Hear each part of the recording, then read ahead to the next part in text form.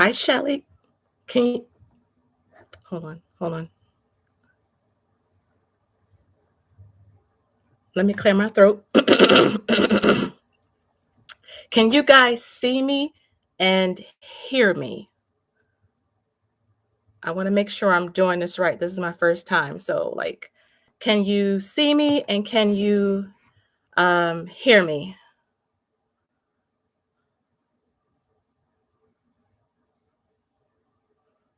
Okay, perfect. I see. Okay, thank you. Hi, Shelly. Hi, Alicia. Hey, Gwendolyn, Andrea, Chantel, Jerry. Hands and bands. I actually recorded a video today and shouted you and your tiny hands out in it. So stay tuned this week, okay? Hey, Emmy. Hey, guys. I'm so happy this turned out. You guys have no idea how much I've been stressing over, is the internet going to connect? Is it going to have any sound issues? But so far, so good. Hey, Mrs. V. Okay, I see it's 9 people in the room. Come on in, come on in. Come on in. Hey, Nene. Hope you guys are having a wonderful Monday evening. Thank you, Gwen. Thank you so much. I hope that you guys are having a wonderful evening. I can't believe it's the week of Christmas, but getting these Vlogmas videos pre-filmed so that I can start rapping. And I'm not up all night, like team up all night, over here. So I don't want to do that again this year. Hey, Bianca. Nene, hey guys, I'm so glad that you all are here. I did print out my questions. It's 2 pages of questions, so I'm hoping that this video don't last like too long, but I'm thinking about an hour. If I don't start, like jib jabbing, because I like to talk, especially about money. So yeah, I'm gonna give it about another minute to let more people come in. I see people entering into the live. Thank you guys so much. I'm going to be listening in my ear, but it's dinner time here, so I'm sneaking technology. Oh, thank you so much. Thank you so much. I do appreciate it. I really, really, really do. Appreciate all of you guys being here, okay? I've been waiting for 7:15 to come all day long, okay? Literally all day long. So it's here and we are about to get started with these questions, okay? So before I begin, thank you guys so much for coming to my first live. I did get all of your questions. I got some sent to me via email, and I had some that were left under my community tab. So I am going to read those questions and answer them for you guys on this live today, okay? Remember, guys, I'm not a financial advisor. I'm not a fiduciary. I do share financial knowledge and I try to help you guys change this, okay? Because you really can't invest, get out of debt, budget, buy a house, anything without changing this. And that's my job. That's your Investie Bestie's job, is to help you change this when it comes to your money, okay? Hey, DC. Hey, Patty. Hey, guys. We got a party up in here. Hey, guys. Oh, my goodness. I'm so glad you guys all stopped by. Okay, so let's get started because there's a lot of questions. You see, I got 2 pages right here. So let me get started, okay? And I'm going to peek between each question at the comment section and make sure that, if you guys had any additional questions or anything, that I get to them, okay? So I'm going to read some of the questions that were sent to me via email. So these were individuals who wanted to be anonymous, but still had questions. And I really do appreciate, even if you don't want to be acknowledged, just that you took time to send me a question, because I really do appreciate it. And I really love just, answering any type of questions. I've said this before on my channel. There's no such thing as a dumb question, as a stupid question. Not with me. If you need to ask me what a stock is over and over and over and over and over again, I'm going to keep answering it over and over and over and over again, because that's just how I learn. That's how a lot of people learn. And investing and wealth building is a very complicated thing. So again, guys, there is no such thing as a stupid question. Ask. Okay. So let's get to the first question. Hey, Tasha. Welcome. Thank you, DC Budgets. Thank you, girl. Okay, so the first question is, I love your channel. What inspired you to start YouTube? What great, great question. So, I'll be honest with you guys. I originally started YouTube because I wanted to document my husband and myself's journey to fire. So, you guys probably have heard of our rich journey. I think a lot of people have, and we absolutely were inspired by them. And we wanted to document our journey too. And we realized as we started to do this that it also served as a video diary. We loved being able to track our progress and see how we were doing week after week after week. And it helped us to stay accountable and consistent. Guys, it's nothing like YouTube and having some of your Investie Besties to help keep you accountable on this journey. So that was the main reason why. And then my channel started to morph a little bit into more of a teaching and guiding source. So now I do both things on this channel. I document our journey to fire, and I also try to guide and teach people about how to grow their wealth, right? That is what retirement is all about. It's about helping you guys to invest and pay off debt and buy a house, all the things that are required to have a great retirement lifestyle. And so I'm really happy with how my channel is turning out. There was some hiccups and some bumps, but I think I found an area, a niche that I really am comfortable in. Like I can talk about finance related topics and don't need a script, don't need any notes, just keep on going, going, going until you shut me up. Okay. So that is what inspired me to start YouTube. And of course, when I saw our rich journey, I didn't think there were other people of color, other women who openly talked about finance this way. And I felt like it is an underrepresented pool.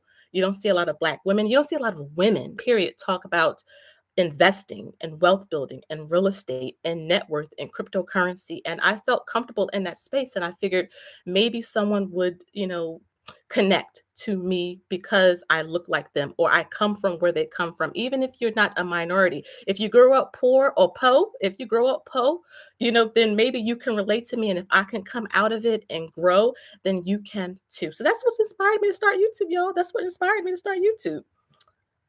Let me see. Okay, okay, Tasha, go ahead and make your grocery run. And thank you so much, Alicia and Shelly. Thank y'all, thank y'all, thank y'all so much. Y'all so sweet. Okay, second question is, how do you cope when the market is red like it has been recently? Oh my, have y'all been looking at this stock market the past, what, week and a half? It has been red everywhere. I mean, nothing has been unscathed. You got your value companies, you got your growth stocks, you have your dividend companies, you have cryptocurrency. Everything was down these past couple weeks. Now, there's a couple of reasons. You have the variant kind of on the rise, and the market does not like when things are unsettled. They either like having a virus here or they don't. They don't like when the country, the world is kind of wishy-washy. And then you have this build back better plan. I think that's what it was called that Congress was trying to work out. And of course that fizzled out. So again, the market don't like uncertainty. So as a result, sell, sell, sell, sell, sell. And a lot of people, especially people who are nearing their retirement years, like to really clean up their portfolios at the end of the year, especially for tax time. So imagine what Elon Musk has been doing, selling his Tesla shares for tax purposes. A lot of people do that, just not on that big of a scale. And that also impacts the market. But there are a lot of sales to be had. A lot of companies there. If there's anything that you've been keeping your eye on, now is the time to get in. And what do? We buy and hold. Buy, hold, buy, hold, buy, hold, buy, hold. We don't do options.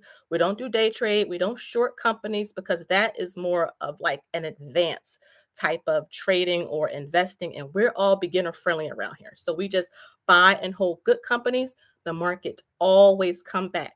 One thing that I really like to do when the market is red and I'm feeling a little antsy, like I want to hit the sell button, is I will go back and number one, I will look at the videos that I made. So when our networks were going great, when our accounts were up, that helps keeps me motivated. And also, guys, I love watching interviews on YouTube. Okay. So PBS Frontline, all you got to do is go to YouTube and type that in PBS Frontline. They have so many good documentaries on retirement and pensions and 401ks. You have interviews with Warren Buffett. I mean, they have some excellent documentaries that really instill my faith back into the market when I'm feeling a little scared about things. Because sometimes, when your accounts are down $20,000, it can get a little shaky. But I try to remind myself this is what happened in March of 2020. The market tanked, and it didn't just tank in March, it tanked in April, it tanked in May. And then in June, when the market kind of got used to what was going on, it just came back with a vengeance. Okay. Anybody who invested during that downturn made out like a bandit. Okay. And so I remember that, and we continue to hold our positions. And that's one of the reasons why our net worth grew the way it did. Buy, hold, buy, hold. That is what I think of now when the market is red.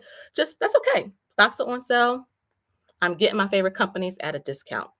Let me look at some comments. Tasha, oh my gosh, I was just talking about this today. Yep, you just reviewed your portfolio. Yep, red. Everybody, okay? Everybody's portfolio that invests in the market was red, but that's okay. The market always comes back.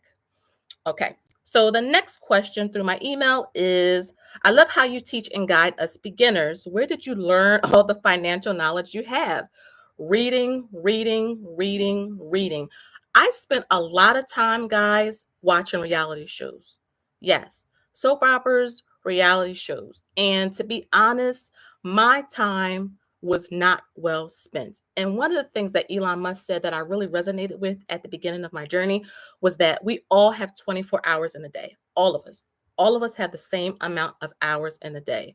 What are we doing with those hours to help expand and help grow whatever goals that we may have? It don't even have to be finance related. It could be weight loss. It could be maybe having a closer relationship with your spouse or your children, whatever it is, using your time wisely. And I thought, if I'm spending literally 2 hours, because you got Real Housewives of Atlanta was on for an hour, then of course I had to watch another episode of something else. So that was 2 hours of just mindless television. Now, keep in mind, there's nothing wrong with having some downtime, some chill time to do the things that you like, but I was spending like 15 hours a week watching junk. That's a lot of time wasted. And what I started to do was read more. So I went to Google and I typed in how to learn how to invest. And it came up with a bunch of great books. And this was one of the questions that I did get. So I'll save some of my answers for that. But reading, going onto YouTube. YouTube is a wonderful resource for learning how to do anything. I mean, I remember my husband, something happened to the dryer. This man went to YouTube, typed in how to fix a dryer, and I'm telling you, there was somebody on YouTube step by step with a camera inside of a dryer saying, take this wire, put it here, go to Lowe's, get this piece, and bring it back, and you twist it in. I mean, like, really? And that's how he fixed our dryer for $100 versus hiring someone else to do it. So I'm a big fan of just seeking out help on the internet. There's a lot of free advice, a lot of free game, and that's just what I did. I just built from there by reading, listening to podcasts, watching interviews by Warren Buffett and Charlie Munger, people like that who really have a lot of experience investing and just taking it in. And I'm telling you guys, I haven't watched a reality show in a few years because all my time is taken up doing this. And you know what, guys? I love it. I love it. I absolutely love it. My husband and I will talk for hours about finances and about like we're doing right now. Like today, we talked to our mortgage person about refinancing our first rental property before we're trying to beat before the first interest rate hikes happen.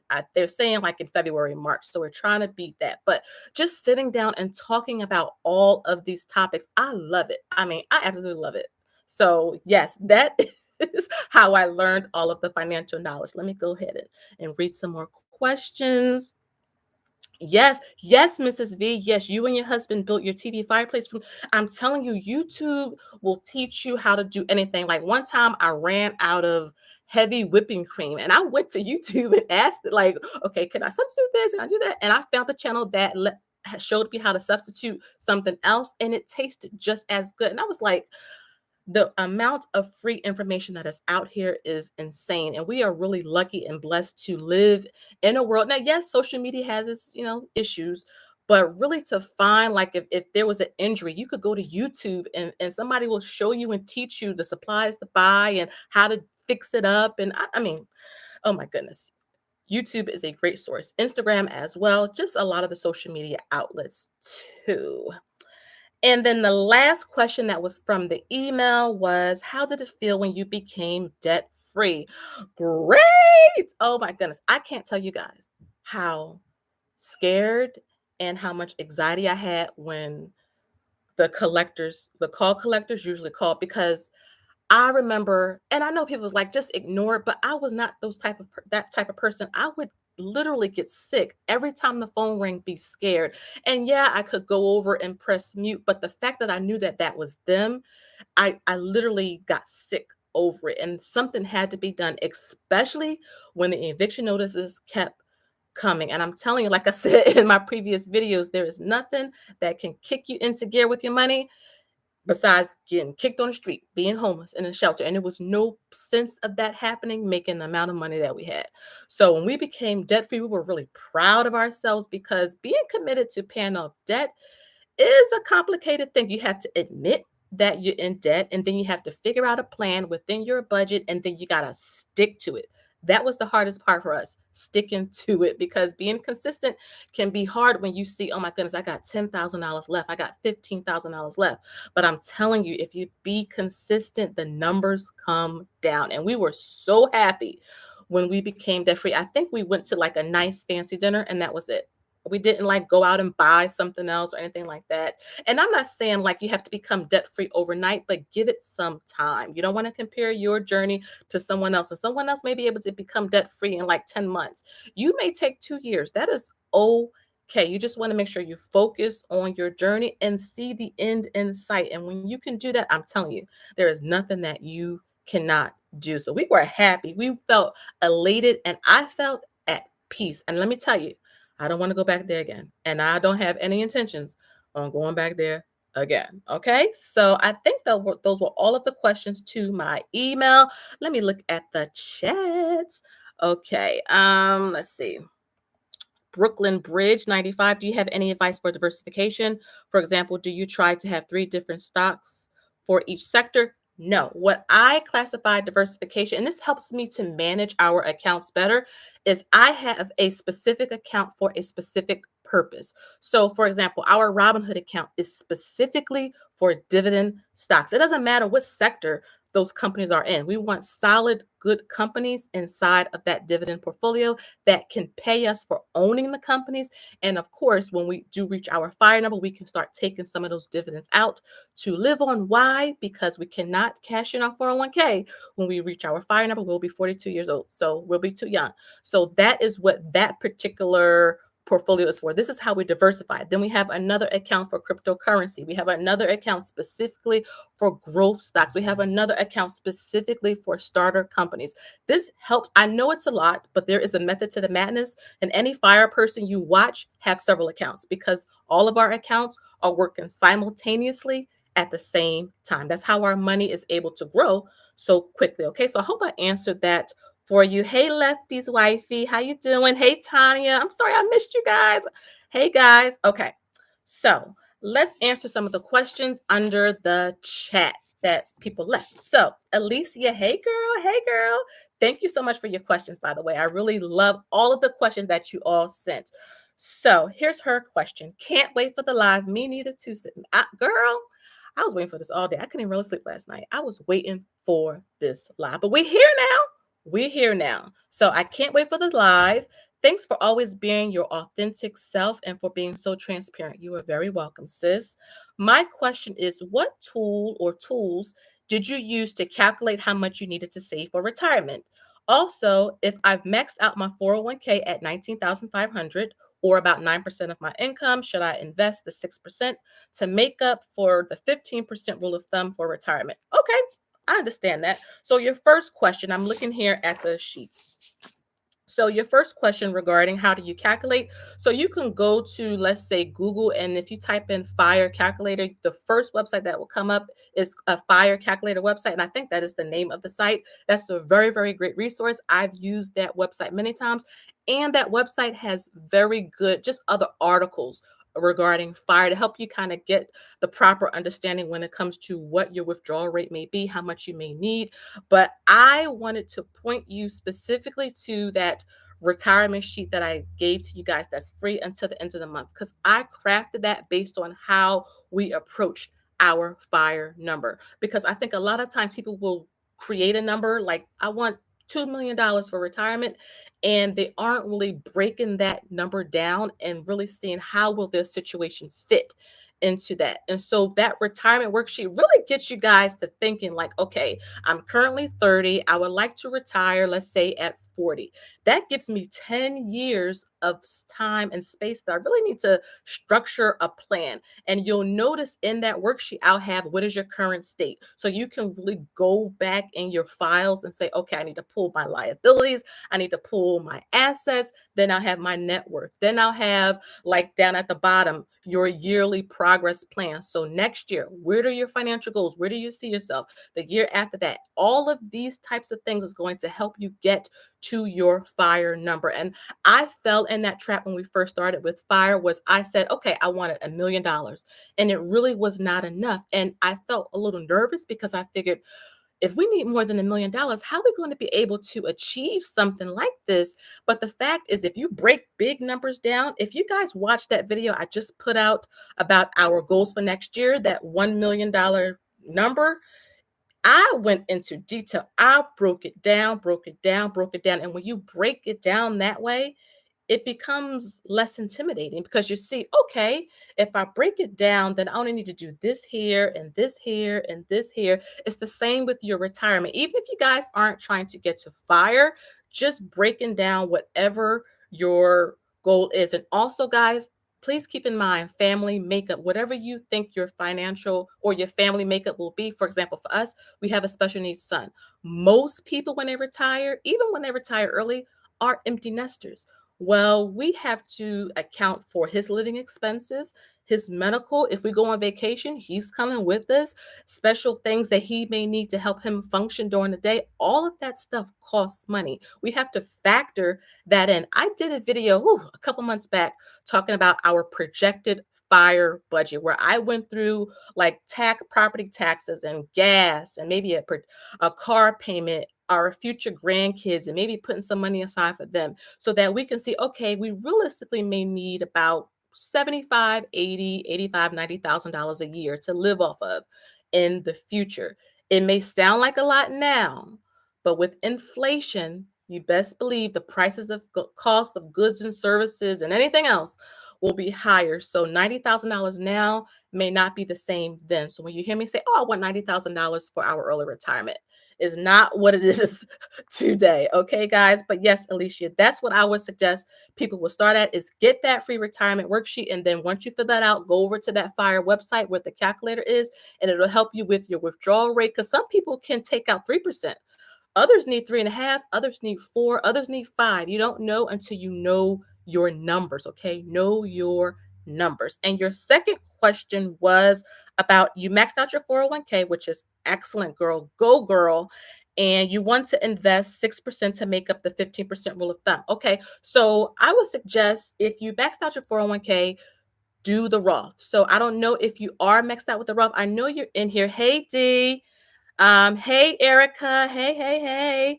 Army Girl Budgets. Hey, welcome, guys. So if you have access to the Roth, definitely max that out. You still have time. So go ahead and max out your Roth IRA. If you have already done that, then I would suggest you go ahead and open up a brokerage account, a taxable brokerage account. You can do M1, Robinhood. They even have some at Fidelity, some at Vanguard.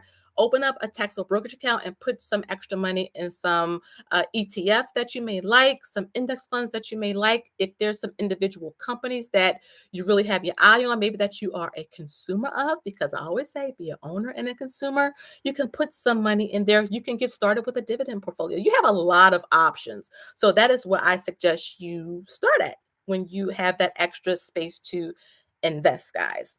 Moving down to one frugal introvert. Hey, Jerry. Hey, hey.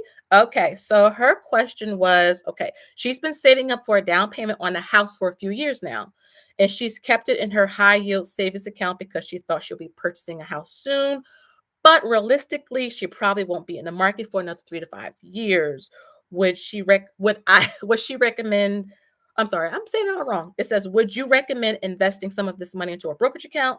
And if you were to invest it about 5 to 6 grand. And so you know what? I've been asked this question a couple of times when I do one-on-one chats with people. And the rule of thumb that I follow, okay, because I'm not just kind of pulling things out of thin air here. Everything I'm telling you guys, my husband and myself have done. You see all of the videos and the accounts on this channel. So what I did, for example, with our emergency fund, I just was getting so tired. So was my husband. He was actually more adamant about it than I was, having no interest literally on all that money sitting over in Capital One. So what we did was we took a third of our emergency fund and invested it in a low cost ETF. So we invested in Charles Schwab dividend ETF, which is ticker symbol SCHD. And one of the things that I love about this fund is that it has low expenses and it pays a dividend. So we just got a dividend payout, which you will see when I filmed that video for December, of $88, okay, on $8,000. I can tell you with $30,000 sitting over in Capital One, we may have gotten, I'm just guessing off the top of my head in terms of interest, $150 on $30,000. We put $8,000 into this low cost ETF and got $88 on $8,000. So when you do the math, of course, you get more returns investing in the market. So what I would suggest is take a third of your down payment if you are 3 to 5 years out. Now, if you were talking about next year, 2 years, I would say just leave it where it is. But since you have time ahead of you, take a third of it. If you're getting tired of seeing your money earn no interest, take a third of whatever you have, put it in a low cost ETF or index fund. VTI is another fantastic one. You hear all of the financial gurus talk about VTI. Actually, all of the Vanguard based funds are A plus, okay? Like extremely low cost expense ratios, pay a dividend, really solid companies inside of them. So I would suggest take a third of it, invest it if you feel comfortable doing that, and just let it sit and let your money kind of gain and gain and gain until you're ready to buy your home. And I'm sending you pre-congratulations because that's a big thing to embark on, becoming a homeowner. So I'm really proud and rooting for you, sis. Keep me updated, please. And then let's see, did you have a second question? Oh, no, that was it. You just wanted a second opinion. So, yes, that is my opinion, sis. Again, I'm not a financial advisor, but that is what I tell people because that is something that we did. Let me look at the thing. It says, Alicia said, cool. I do have M1 acorns. Yes, yes, you can use those. Those are really, really good. Hey, Free. Hey, Holmes. I'm sorry if I missed anybody. Hey, Sandra. Welcome, welcome, welcome. Yes, Jerry. Yeah, check out SCHD. VTI is another great one. Okay. I think that was it. I think you just had the one question. Okay. Let's move on. Raven. My throat, guys. Whew. I'm sorry, y'all. I gotta drink some tea in my throat. Hey, Jay Budgets. Hey, Tasha. Hope you're doing good with your grocery shopping, girl. I gotta go to the market too. I gotta go tomorrow. I just don't want to go. Hey, Free. Yes, Shelly. Gains, gains, gains, girl. Okay, let's continue on with Raven. All right, guys. So Raven asked, looking forward to this live. Hey, girl. Thank you. She said, for those new to retirement saving, in your opinion, what would be the best retirement option to start with? Okay. And that was her first question. She had two. So I always tell people to start with your 401k.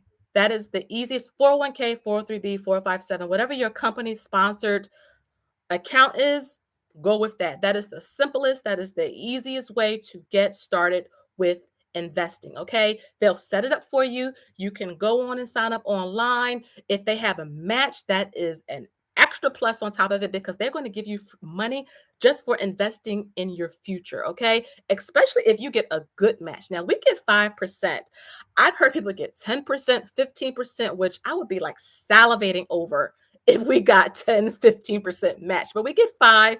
And so I would tell you guys, invest up to the match. So if you get 5%, just take 5% out of your paychecks and put to your retirement. That way you can get that free money. I know a lot of companies, well, not a lot of companies anymore. Some companies used to offer pensions.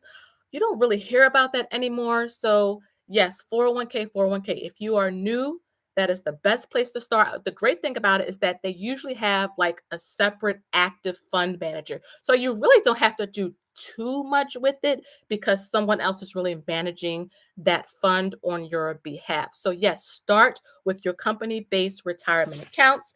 And then your second question, Raven, was if you can go back in time, what's one thing you would tell your younger self? Girl, whew, I would have to have like a heart to heart with my younger self. But if I could tell myself one thing, it would be that time goes by faster than you think, girl. So you turning up out here in these streets at 21 years old, spending up all your money, buying pocketbooks and purses and going out, thanking you all that. And you don't realize 30 years old comes like that. And people have told me this before, and I remember hearing it growing up so much. Time goes by. Like after you turn 18 or after you turn 21, before you know it, you'll be 25. Before you know it, you'll be 30. Before you know it, you'll be 35. And you want to make sure you use the time that you have wisely. And so I wish I would have used that time to invest, even if it was a little bit. I wish I would have used that time to be smarter with my money, to make a budget. I used to think budget was this bad word because growing up, that's what it was associated with. Like, oh my goodness, I can't do this because my budget says this or that. But the fact is that your budget tells you, go ahead, girl, get your coffee. Because you know what? You got the money for it. It'll tell you, go ahead, girl, get those shoes, go get your nails done because you got the money for it. It'll also tell you, okay, you can't do that because you know this electric bill is going to be due tomorrow. So your budget is just telling you what you can do with your money, is directing you and guiding you and protecting you. So if I could go back in time, I would just tell myself, girl, use your time wisely because before you know it, you're going to be married with kids. You out here with your honey bunny dancing, turning up, and then you're gonna open your eyes and you're pregnant and you got kids and you got a job. So use your time wisely. Let me come back to the comments. Yes, Jay Buzzes, I'm telling you, girl, the time goes by so fast. It's like insane. The time goes by so fast. I can't believe my daughter is about to be 16. I remember when she was born. How is she about to turn 16? Like, seriously? How is it? But again, time, it goes by fast. So we want to make sure that we redeem the time and that we use it wisely. Andrea, hey, Andrea, you said, how are you using your one rental home to buy the other two? Is it a certain method?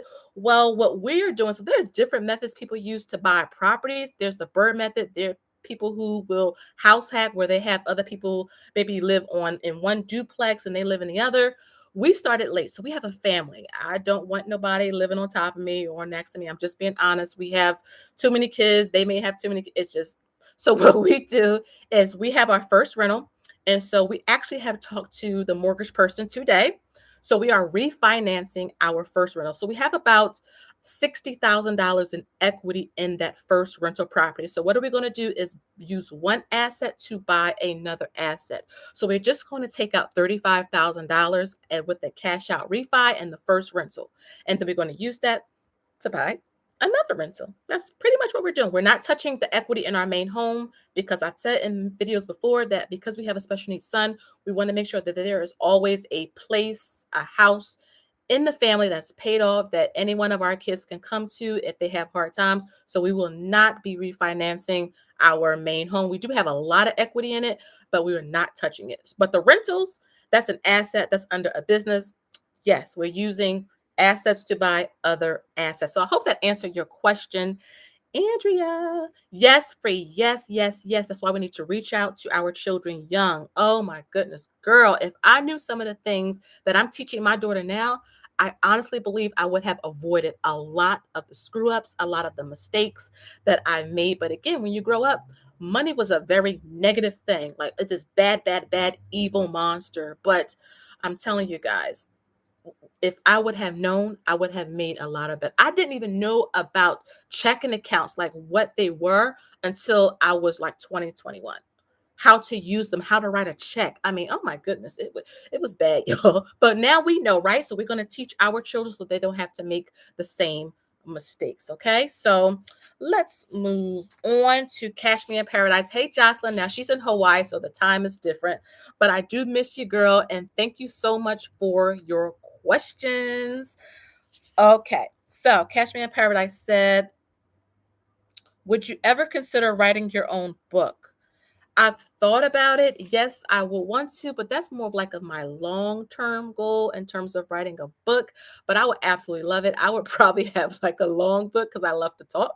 So yes, I would definitely write a book. Girl, I would love to write a book.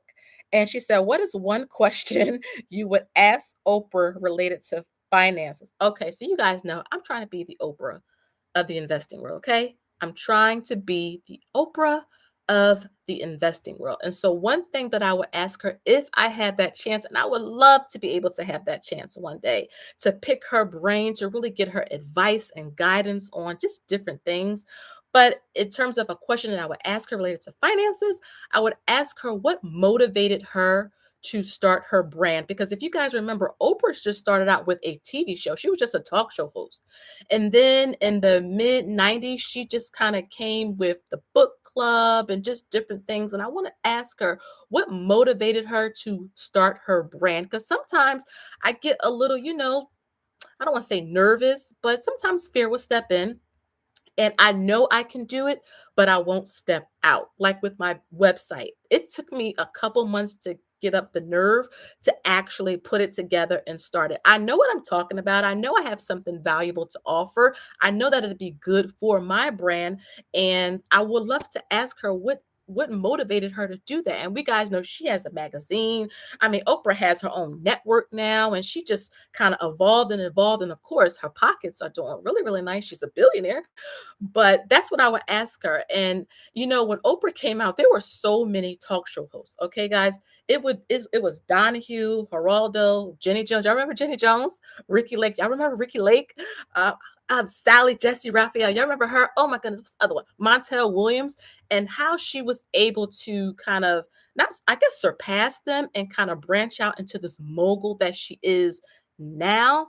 That is what I would ask her. I would not ask her like how much you make and all that. I want to know the foundation of it all. That's what I would ask her is what motivated her to expand her brand because she is just not a talk show host anymore. Okay, let me go back down to Oh, yes, Andrew. Okay, if you're still confused, I have several videos on my channel talking about it in detail.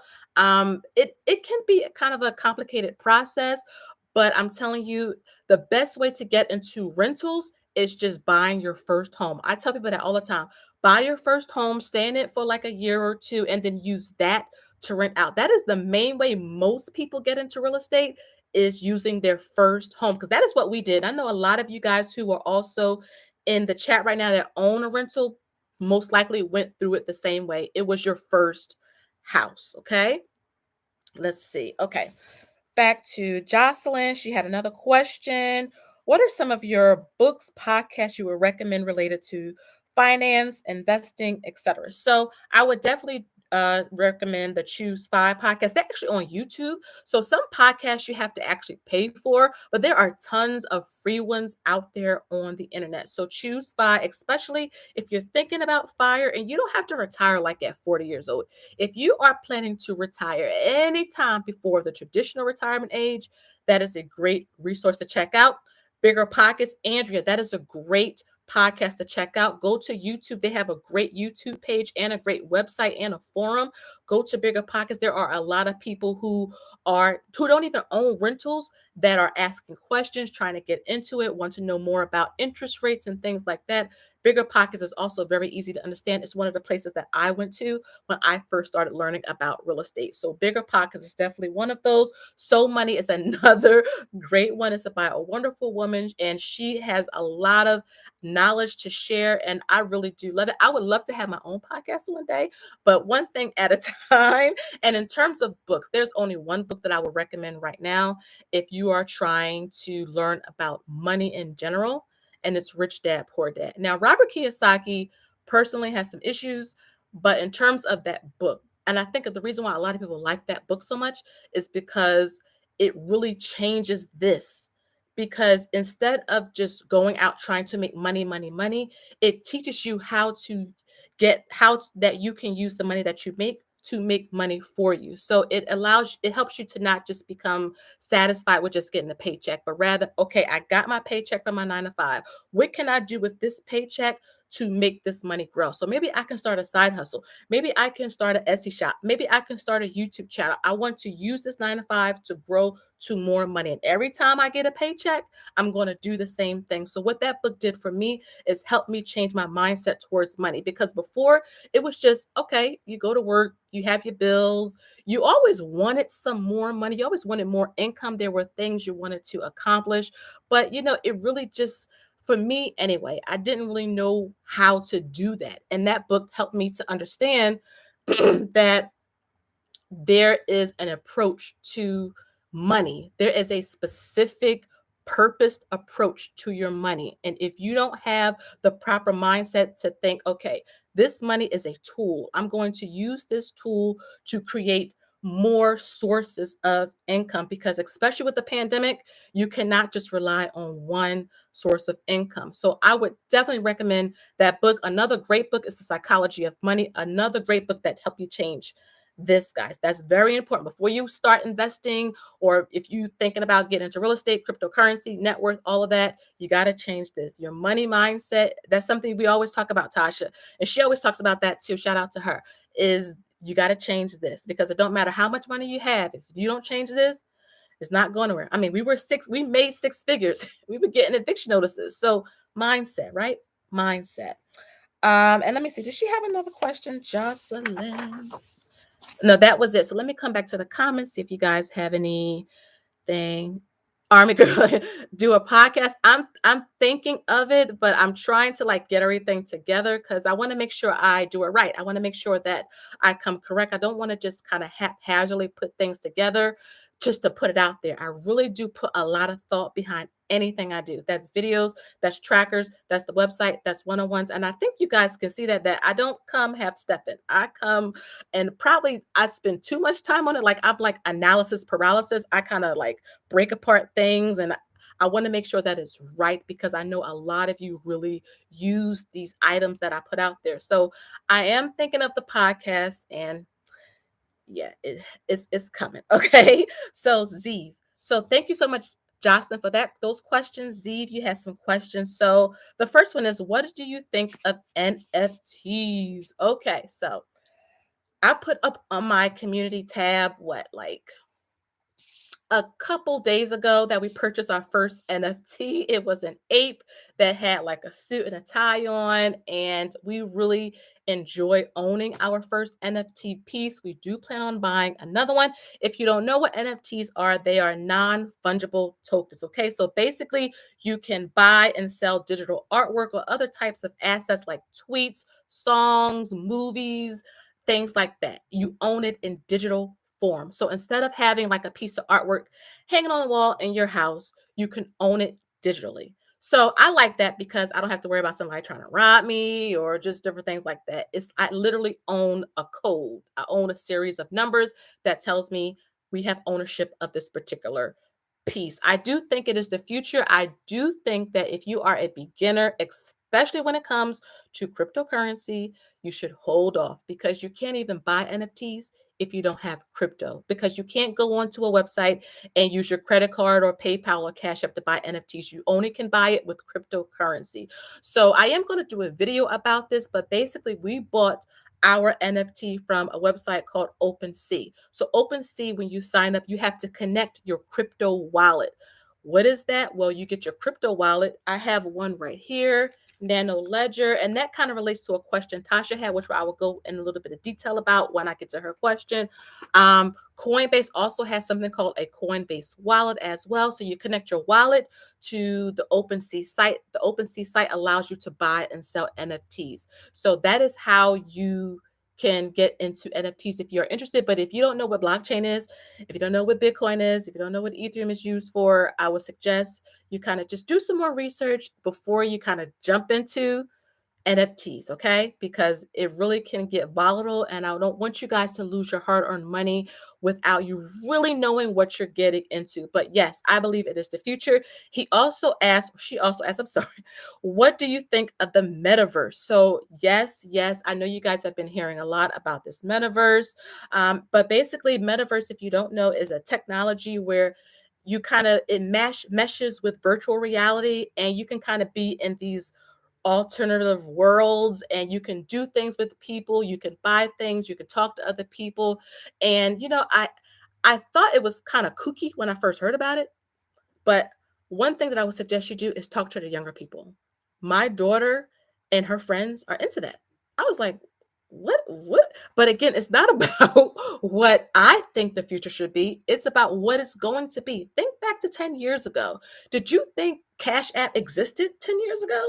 What about using your watch to pay for something in a store, using your phone to pay for your groceries in the supermarket 10 years ago?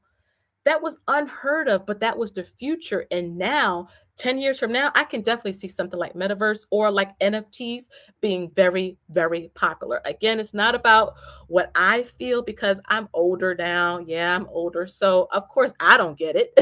But the younger people, like my daughter, I talk to her like, what are you and your friends into? Like, what are some of the things you think would be around? What are some of the things that you wish you had better access to? For example, my daughter did not carry cash on her. No cash. You see this? Phone. That's what she used to pay for things, or her card in the store, a watch. She don't use cash anymore, but I use cash, but she don't because that is just their generation. And so we try to think about what's the future, technology and using your money to pay for things digitally. So yes, I do think metaverse is great. I can do a video about it along with NFTs because you can kind of really dig deep in these holes, but I'm still doing my research on metaverse and NFTs. I'm convinced, my husband is convinced that it's the future, but with metaverse, we're still working on it. But I cannot see myself running around in some alternative world all day long. But the younger generation, you never know because they're always in their phones. So you never know. Let's see. Come back to the comment question. Hey, Danny. Hey, Favored for Life. Hi, Anya. Hey, Selena. Hey, Mona. Welcome, welcome, welcome. Welcome, welcome. Thank you so much, Favored for Life. I really do try to be authentic, to be transparent, to be real, to try to bring down something so complicated as investing and wealth building and make it easy to understand. So I really do appreciate your kind words. Hey, Gab. Hey, sis. How you doing? Welcome, welcome, welcome. All right. And let me clear my throat, guys. Post-nasal drip, the allergies, your girl has been struggling these past couple of days. It was 28 degrees here where I live. A couple of days ago, it was 67 degrees. That's why my allergies are all messed up. That's why my sinuses are kind of roaring because the weather is like, all right, guys. But y'all love me, so it's okay. Okay, so so now moving on to more questions by Zeev. When did you first think cryptocurrency would be the future? When Burger King started accepting it. I can't say it any other way. I could talk about how PayPal accepted it, how Amazon, when Burger King started accepting it, and Subway. I frequent those two places. That is when we knew cryptocurrency was the future. And again, we do believe it'll be around. I absolutely love investing in it. I do dollar cost average in it every month. So we just basically invest $300 into our crypto portfolio. Every month we buy and hold. We don't buy a lot of the meme type of crypto because there are some meme ones out there, but we buy Ethereum, Bitcoin, things like that, buy and hold, and just ride it up to the top. So that's when we first knew. Next one was, how do you manage your time making YouTube videos, taking care of the kiddies, your business, or anything else? Oh, how do I manage? So one of the things I do with my YouTube channel is I pre-film. Rochelle over at Rochelle Adamson Budget, shout out to her. I got this idea from her. Pre-film, pre-film, pre-film, pre-film. And pre-film has been a lifesaver for me. And I pre-film in the morning. So I'm an early bird, okay? I always tell my husband, I have a farmer's schedule. So I usually am up around 4 a.m. and I usually am tired around 7, 8 o'clock. So usually if I wasn't on this live, I would be in the bed right now. But I couldn't even sleep because I was so amped. I was so excited for this live. But I pre-film and I film early in the morning. So it's quiet. So everybody is still asleep at 4 a.m.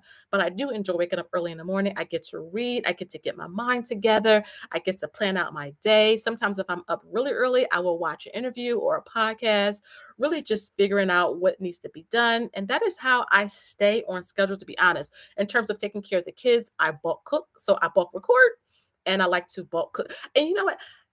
Bulk cooking is a life changer if you have children. Cook your meals, put them in the refrigerator. All you gotta do is press the microwave, warm it up.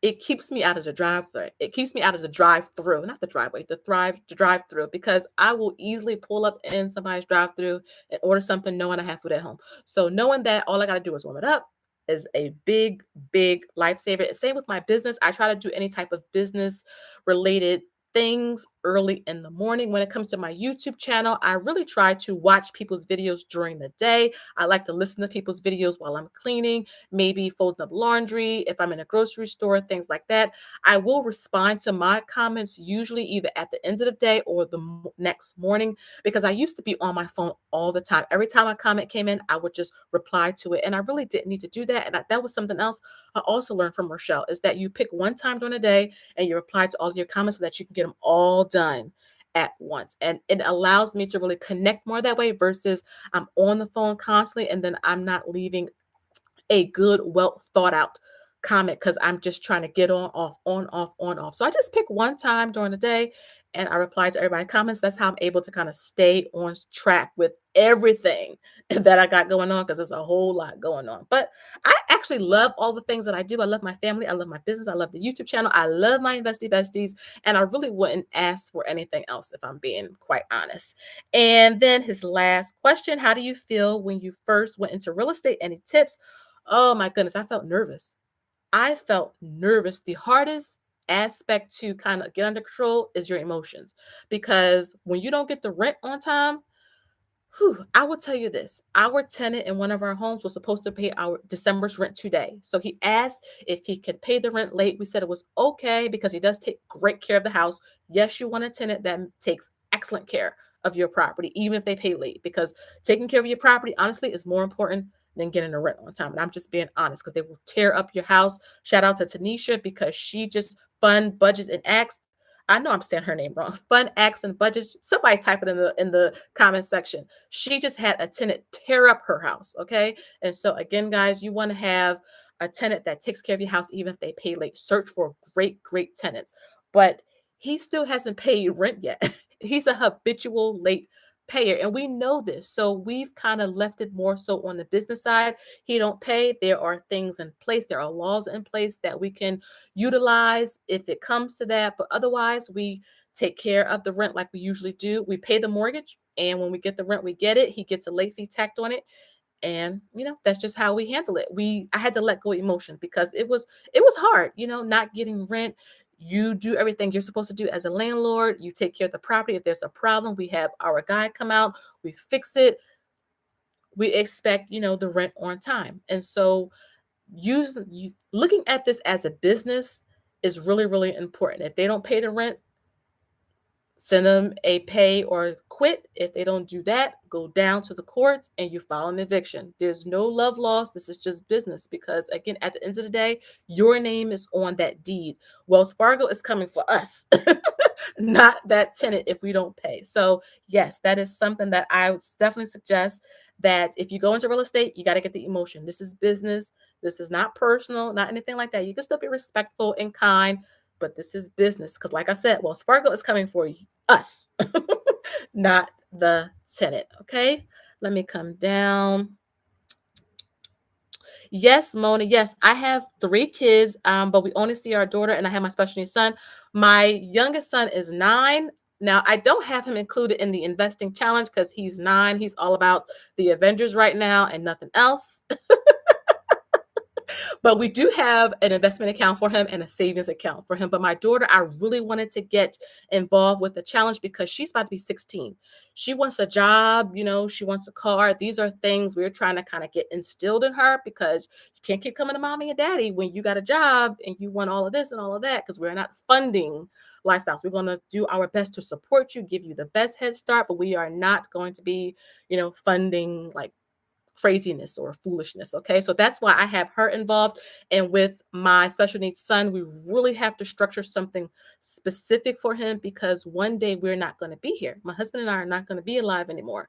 We want to make sure there is something set aside for him. So that's why I kind of focus on them too. But my 9-year-old has his own investment account and his own savings account, but he's just all up in the Avengers and the Spider-Man Far From Home or No Way Home or whatever it's called right now. Okay. That's what he's really into. 2. Okay. Hey, Raven. Oh, yes, yes, yes, yes, yes. I have the replay. It will be up. So, yes, you can go back and watch it. I did answer your questions too, girl. Yes, that's her name. Fun and Budget with Tanisha Davis. Yes, yes, yes. She is one of my inspirations. I call her my big sis because she's a millionaire. She owns a rental property. I mean, she's just really doing a thing, and I really do admire her. So, and then last but not least, we have Tasha with Mind Your Money. She had a couple of questions. So she said, what percentage of your total portfolio do you recommend be invested in cryptocurrency? Okay. So I tell people all the time, but this is what we do, 5 to 10%. So start at 5% and then work your way up to 10%. You do not want to have a third, even a quarter of your portfolio in cryptocurrency because it is extremely volatile. Okay. Bitcoin can go up several thousand and fall several thousand within 24 hours. So you don't want to get into cryptocurrency thinking you're going to get rich overnight. You just, if you believe in it, you buy and you hold and you buy small increments at a time. So you don't need to buy like $1,000 worth of Bitcoin. $5, $10. I just did a video talking about this where I was telling people, even with a low income, you could invest in Bitcoin and Ethereum with $2. $2. Yes, $2. So if that's all you have, just use those small amounts and make sure that it makes no more than 5 to 10% of your entire portfolio. Because, like I said, crypto is very volatile. And I would suggest before you even get into cryptocurrency, you do your research. I have a very simple, very easy crypto 101. I talk about blockchain, what Ethereum is. I talk about the pros and the cons. I talk about some of the places that cryptocurrency is accepted. I talk about why it's the future. Okay. I talk about transactions or gas fees. So definitely check out that video because I spent 45 minutes in that video breaking it down for you guys. Okay. So definitely start there before you even think about investing in cryptocurrency because I want you guys to have the proper mindset because like I said, it's volatile. I mean, any of you guys who are invested in cryptocurrency can attest to this. It's extremely volatile. And her last question was, do you store your cryptocurrency in a hot wallet or in a cold wallet? So hot wallet means that your crypto is attached to the internet. So like if you have Coinbase, your wallet is attached to Coinbase. Cold wallet means that it is completely 100% off of the internet. This Ledger Nano wallet, what I have right here, is completely off of the internet. Let me see if I can open this for you guys. That is what our cryptocurrency is on. It's like a little USB type of stick thingy. This is considered a cold wallet. This is the safest method for cryptocurrency. There is a saying, if it is not your wallet or your keys, it is not your coins. I definitely suggest do not buy cryptocurrency on Robinhood. Buy it on a reputable site like Coinbase because, again, you own it. You can transfer your crypto off of Coinbase onto your own wallet. But if you want to buy NFTs, you need to have something called your hot wallet or something attached online because you can't really buy NFTs without it. So I would suggest you get a hard wallet, but if you want to, or a cold wallet rather, but if you want to buy NFT, you do need a hot wallet and you can have both. You don't have to have just one or the other. We have both. So yeah, that's pretty much it. So those are all the questions. It's 58 minutes and 19 seconds. So you guys have any other questions? I could answer like a couple more. I told the I gave everybody like the announcement before I came on this live. Like, okay, if y'all need something, you ask your dad, okay? Because they will go past my husband and come all the way up on the top floor to me to ask me a question they could have asked him, and they walked right past him. So I had to give the announcement. I had to give the PSA. Mama is with her Investie Besties right now, okay? Hey, Marlene. Hey. Welcome, welcome, welcome, welcome. Okay, so anybody have any other questions? Any other questions? I'm looking in the chat. Yes, Selena, you had no clue what an NFT was. I had to learn about it too, but now that I know, I share my knowledge with my Investie Besties because I'm really am trying to change the face of wealth. And I cannot do that if I don't take these complicated topics and break them down where you guys can understand them because I want you guys to achieve all of your financial goals. It doesn't just stop at budgeting or cash envelopes. It's so much more out there. And I feel like if I can fill that gap and help you understand what crypto is and how to build your net worth and buy rental properties, buy your first home, then I consider that a job done, a mission completed. Let's see. Can you retype your question? I know you said your question was oh, yes, yes, yes. I'm sorry. Yes, I did answer that. Hey, Dion. Hello. Hi. Could you talk about how you plan to structure your bridge account once you retire? Could you be more specific with that? Yes, Dion. I think I want to go into detail because I look, it's an hour and I've been just like, so that's the type of question that I really need to kind of break it down into details. I can definitely do a video about that. Let's see. Let's see. Yes, Tanya, there will be a replay. So I'm going to make sure that it's up on the channel so that you guys can go back and take a look at. I think we had a great conversation. I hope I answered the questions. I hope you guys understood everything that I was talking about today. Again, guys, I know investing can be this foreign, scary thing, but I believe once you apply the proper principles, you know what a stock is, an index fund is, an ETF, a mutual fund, it really kind of just build upon there. You all are really doing a great job, whether you believe it or not. And I am here to tell you, I see it when I watch your channels. When you are starting to invest, you're doing the $1 challenge. I see the growth. Okay. Even if you don't think you're making progress, I see the growth. Okay, guys. Let's see. Is there free? Hey, free. Is there a place where you would recommend teens to learn about stocks? Yes. So my daughter has a Fidelity Youth Teen account. I talked about it on this channel. That type of account is specifically structured, number one, to keep them safe from day trading or option trading. And as a parent, you have authority over the account as well. But they also have a lot of super simple, easy resources for teens to be introduced to not just investing, but like having checking accounts and knowing how to, like finance or budget their money and finances in general. Another great resource that my daughter and I love is Our Rich Journey Junior. So I talk about Amon and Christina, but their two daughters have their own YouTube channel as well. And a great, great resource for children and teens alike.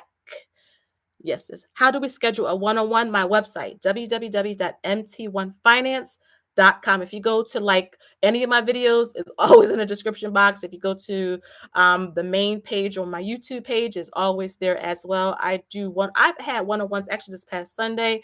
Really enjoy talking with people because I really do like having conversations, helping people to break down whatever issues they're having and help them to achieve their goals. Because I'm telling you guys, I don't want to be the only millionaire I know. I don't want to be the only homeowner I know. Because I truly believe if we knew this information, if we were exposed to it, we really could change the face of wealth. And I'm out here trying to just help do what I can to help change everything. Okay, guys, let's see. Let's see. Free, I tried to explain it to her, but she is not getting it. Yeah, Free, I'm telling you, girl, I was the same way with my daughter, but that Fidelity Youth Teen account and the resources that they had, they did an excellent job because number one, it is always kind of tricky to explain something so complicated to teens, but my daughter understands it. And one of the great things is that my daughter's school is starting to teach them, and I wish they would bring back home economics and all of those good core classes that I really feel like kids need nowadays. I really wish they would bring those back. And my daughter's school is bringing back like home economics, financing, sewing, like auto fixing, things like that. Because those are skills that really would benefit a lot of people today. I would love if my sons could learn how to fix a car in high school, or my daughter to fix a car in high school. Oh my goodness. Lost arts, lost arts. Let's see. I'm trying to make sure I don't miss any questions. Do you coach on things like crypto and Bitcoin? Yes, whatever you want to talk about.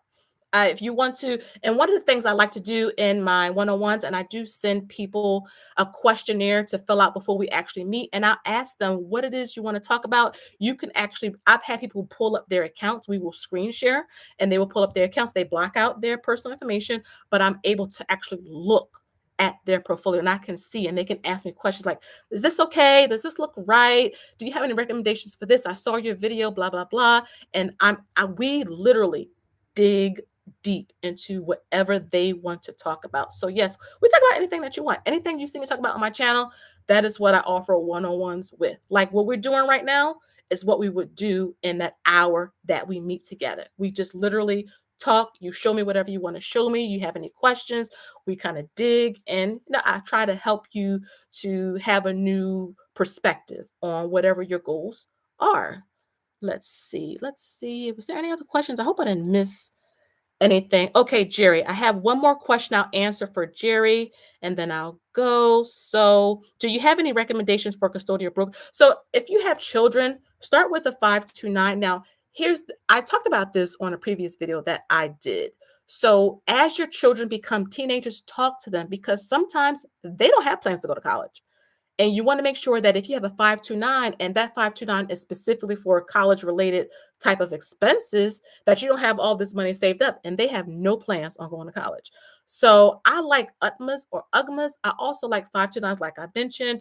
I also like the Fidelity Youth account. So as your kids are growing up, just really kind of talk to them. I know a lot of parents don't, and it's such a sad thing. But me and my daughter, we have conversations regularly. What do you think about doing after high school? Because yes, you are in ninth grade now, but you will be in 10th grade. And before you know it, you'll be in your senior year. So what are you thinking about? Because if mommy and daddy are trying to make moves behind the scenes to give you the best head start in life, we want to make sure that on our end, we're doing things right according to taxes and according to whatever else that we have to abide by. So she's still planning on going to college. She knows she wants to be a scientist, which is great. She's into the STEM, which is science, technology, engineering, mathematics. Great field to be in. But and even sometimes your kids may want to go to like tech school or different things like that. You can use your 529 on things like that. But some kids don't plan on going to any schooling. They just want to get a job. So you don't want to have this 529 with $60,000 in it, and they're not going to college. Because I'm telling you, your plans for your children at 2, 3, 4, 5, 6 are one thing, but when they're 16 and 17, it may be another thing. And that is just the teen life. But I've been blessed and fortunate so far with my daughter with not, too many, issues, especially when you have, young girls who are teenagers. It can be hard, but so far I have been so, so, so blessed. Hey, Jenny. Hey, hey, hey. But yeah, any other questions, guys? I think that's it. We've been on here for an hour and 6 minutes, but you guys have stuck around. So I hope I wasn't boring you guys. I could literally be on here for another hour, but my husband's at the door, like, so thank you guys so much for joining my first live. I'm so happy there weren't any technical issues. I'm so happy that we were able to come and hang out together. I'm hoping that you enjoyed it. Please give me some feedback. I want to know how I sounded, how I looked. Did I look a little crazy? Because you can't really make any mistakes when you're on live. So I really am hoping that you guys had a good time with me tonight because I really had a good time with you. If you want me to do more of these, let me know and I can kind of get them scheduled into my planner. But yeah, I really, really enjoyed this so, so, so much, guys. Yes. Thank you so much for all the kind words. Hey, thank you so much, Danny. I really do appreciate it. Thank you guys so much. Stay tuned tomorrow for my next Vlogmas because Vlogmas ends on Friday. So thank you guys so, so much. Don't forget to get your January investing trackers if you are doing a challenge with us. Don't forget to get your Wealth Builder bundle. Thank you to everyone who have purchased. I really do appreciate you supporting me and my small business. Thank you so, so, so much, guys. I really do love all of you. I'm seriously, like, you guys are my family. I lied to you now. I was talking to somebody about this the other day. I know a lot of you by name. I feel like if I showed up in one of your states and said, "Look, Shalisa's in town, something happened, I need some help," y'all would be like, "Girl, where you at? I'm coming to get you. I'm bringing you to my house. I'm bringing my Investie Bestie to my house. You can stay here with me." That's how I truly believe it's like that. And it's hard to find that type of community nowadays, but we are so blessed with this budgeting community that we have. Now, there's some bad apples, but overall, we got each other's back. We are supporters of each other. We're always commenting and lifting each other up. So, yes, guys, I really do appreciate all of the love that you guys give me. Thank you, Tasha. Thank you so much. Thank you so much, Free. I was trying not to be boring because money can be, a little when you talk about it, but I'm glad that you guys enjoyed the live. Hey, this live of art. Oh my goodness. Thank you so much for stopping by. Shout out to them. If you want to know about Disney and how to tour the parks, how to plan your vacation, check them out. Okay. I watch them all the time. Okay. Thank you, Raven. Thank you so much. Y'all telling me to come to y'all states. You look, Shy was talking about this the other day. Like, we need to do like a tour, go pick up some people and just ride around. Don't tempt us. Don't tempt us because we may just show up. But yes, guys, thank you so much. I'm going to get ready to go so that I can get these kids their ice cream before they kind of break the door down. So again, thank you guys so much. I'm about to end the live. You guys have a wonderful night. Stay tuned for tomorrow's Vlogmas. And like I say, until next time, I'll see y'all later. Okay. Y'all have a good night. Okay. Have a good one. Bye bye, guys. Bye, Free. Bye, Tasha. Bye, Raven. Bye, Jay. I'm trying to make sure I get all your names. Bye, Alicia. Bye, This Life of Ours. Bye, Raven. Bye, Jerry. Bye, Jay. Bye, Dion. Bye, Jenny. Bye, Danny. Bye, Chantel. Bye, Free. I'm trying to make sure I say bye to y'all before I leave. I don't want to be rude. Bye, guys. Bye, Tanya. Bye, Mona. Get some rest, girl. All right, guys. I'll see you guys in the next one, okay? Bye-bye.